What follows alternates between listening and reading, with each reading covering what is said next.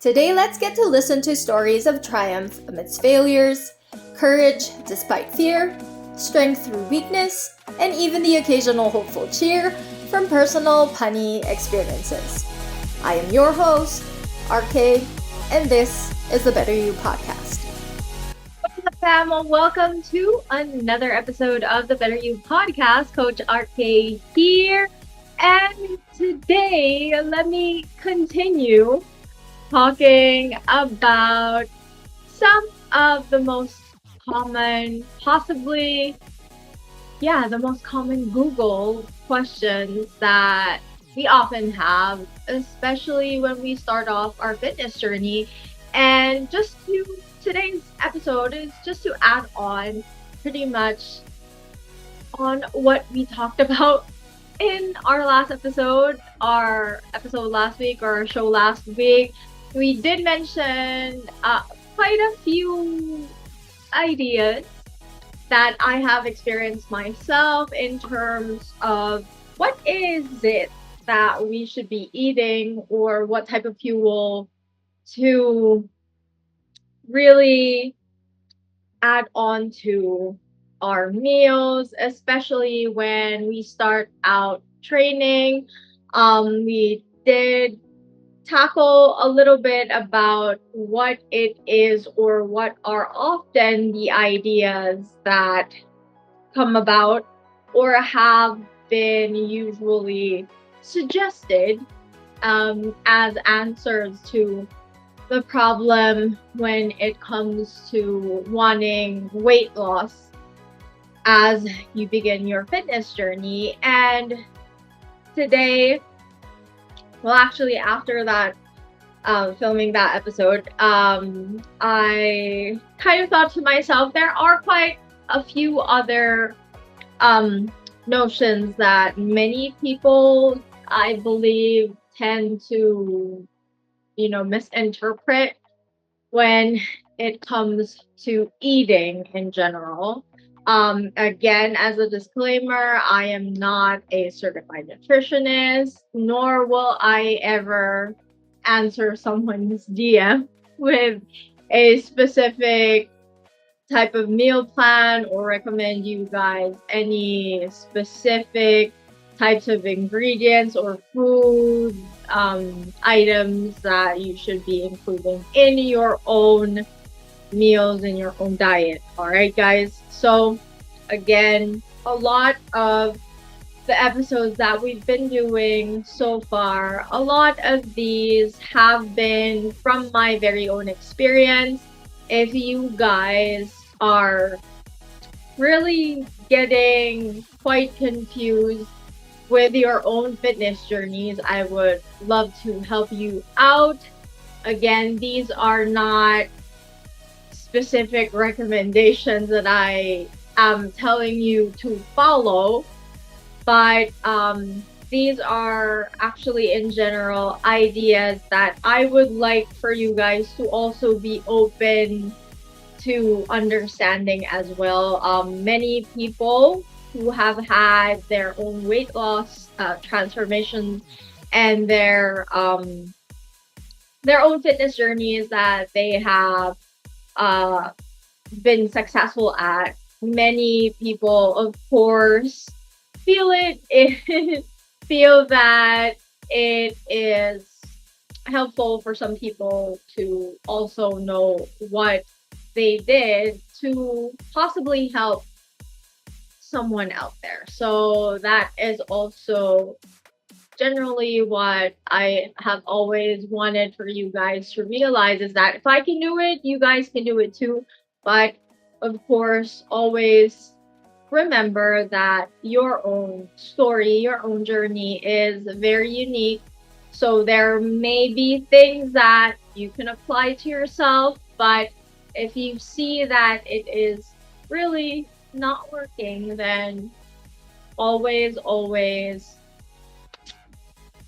come to a professional and ask specifically for their help. All right. But in any case, so to continue with how it is to actually eat while you're starting out possibly a weight loss journey. Of course, as I had mentioned, um, the idea of calories in, calories out, meaning the equation of what you eat versus how you train. Some people do tend to oversimplify it to the point where, generally speaking, the calories that they eat aren't necessarily quality type of calories as long as they train. The idea also is that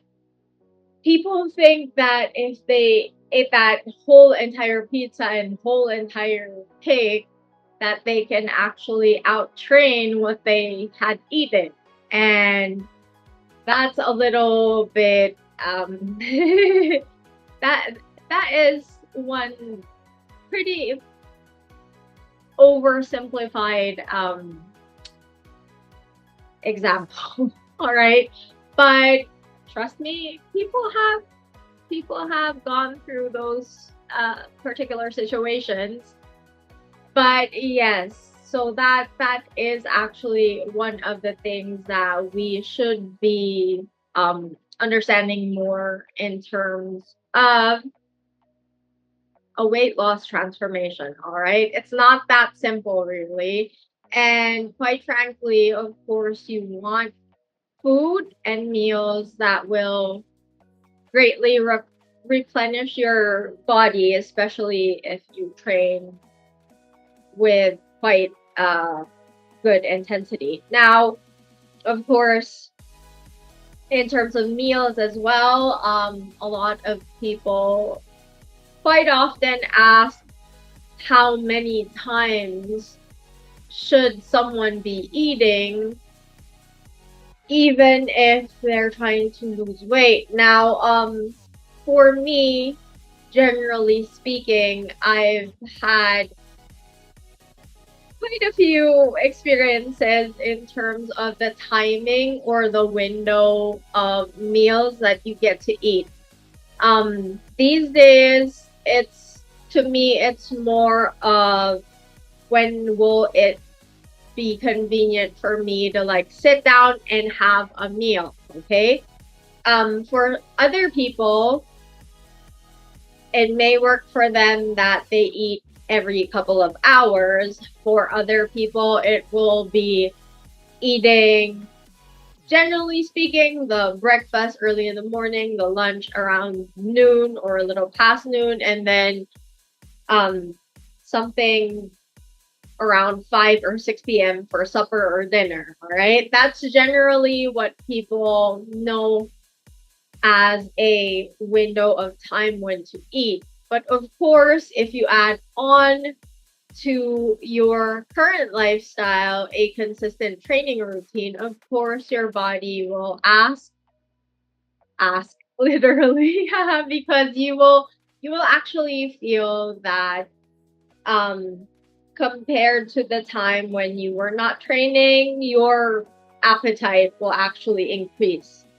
How much it will increase will often depend on the type of training program that you get into. But of course, there are some people who generally are quite, you know, have the characteristic or an appetite that is already quite high even before they start training. Example, me. As a quick example, when I was still very consistent with my strongman training, because of the heavy weight that I did carry, I experienced my appetite shooting up like real high. Like it leveled up so much as compared when I was still training in martial arts and when I was still training in powerlifting. So, with that example specifically, um, again, it depends on the type of activity that you do. Um, it's always, again, best to not just oversimplify the calories in, calories out idea and equation. All right. To me personally, you also have to be very consistent, not just in training. You have to also be consistent in observing yourself when it comes to how meals feel when you eat. And going back to timing your meals, I personally, my appetite is, again, as I mentioned, quite high. So to kind of resolve that issue within me, I made sure that I had meals just enough amount, and I spread it out throughout the day. Why? Because to me, during those times, I was a trainer at a gym. It was convenient to me. I could eat like possibly like a few small meals between one or a couple of clients. So that was something that was feasible in my own lifestyle. It may be something feasible for you as well. That could be something that you could possibly work on. Of course, during the time, let's say back when I was still a varsity athlete in college, the convenient window of time for me to eat was the usual 3 square meals, where I ate at home my breakfast, my supper, and dinner. I ate that at home. I only had time around noon or past noon to eat my lunch. And then, of course, I had school and training in between those times. So, again, it is always up to you. But as I mentioned, the key here is your appetite. So, if you really want to resolve that issue and make sure that you don't go or feel excessively hungry, you should be able to keep possibly like small snacks with you that you can eat. Of course, chocolates and junk food is not really advisable, but maybe if that is the most convenient type of calories or meal that you can easily eat for the time being, then be it has to be something that you eat, right? But of course, again, thinking about the quality of the calories is always and should always be a priority first, all right? And then next to it would be making sure that you don't feel the hunger pangs, okay? Of course, coincidentally or together with the timing of each of the meals that you get to eat, another thing that I would also like to share with everyone is, of course, again, I find it a little bit funny because, as I did mention, there's also an issue of convenience in terms of when you eat your meals, right? And what is possibly the most convenient way that you get to eat without having any type of hassle, right? It's going probably to the grocery store or the corner store, a convenience store, and buying whatever meals, ready-made meals that they already have, right? Next to it possibly is a drive-through window of a fast food restaurant, right? I do know that that is one of the many things that could possibly hurt our diet. But to me, I have no intention of saying that, oh, that is so bad, you shouldn't be doing it. Because to me, again, in terms of, do you wait to feel hungry and have the best quality of calories? Or at that point, do you just select possibly the best menu item in that restaurant that comes close enough to the best quality of food that you can eat? So I hope that you guys kind of understand that concept. It's sort of, do I have an entire serving of pizza, like the entire pizza, or do I just stick with probably like a calzone? I know I'm giving bad examples here, guys, but we I don't want to use this phrase, but it pretty much is that way. Like, choose the lesser evil, I suppose.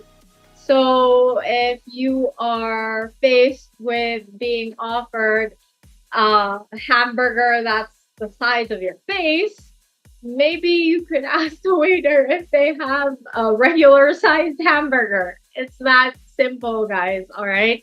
Sometimes we feel that certain choices, especially when it comes to food, is so difficult because we see something on the menu and it entices our appetite so much that we just kind of tell it, like, in our heads. Of course, not tell it to the waiter, but we just have that notion in our heads where we're like, forget about it. I'm just gonna eat whatever I want. All right.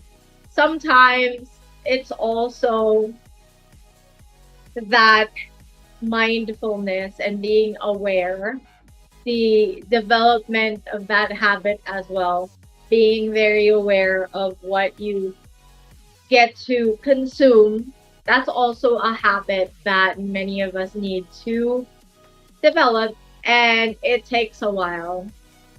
And just to tell you frankly, even some of the best professionals in the business will also tell you that, there will be times when you are very much tempted to want to eat whatever it is, and you just pat yourself in the back and tell yourself you deserve this. But again, if you're very well aware, you know for a fact that you won't do that every single day, even if you deserve it. Okay?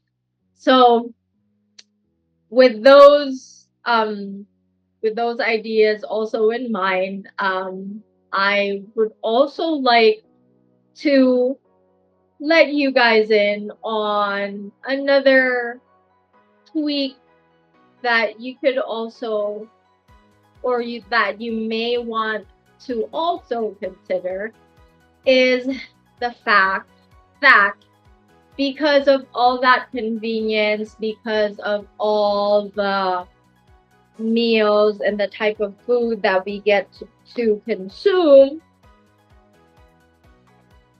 and everything just comes in so quick, so fast, it's so immediately available to us,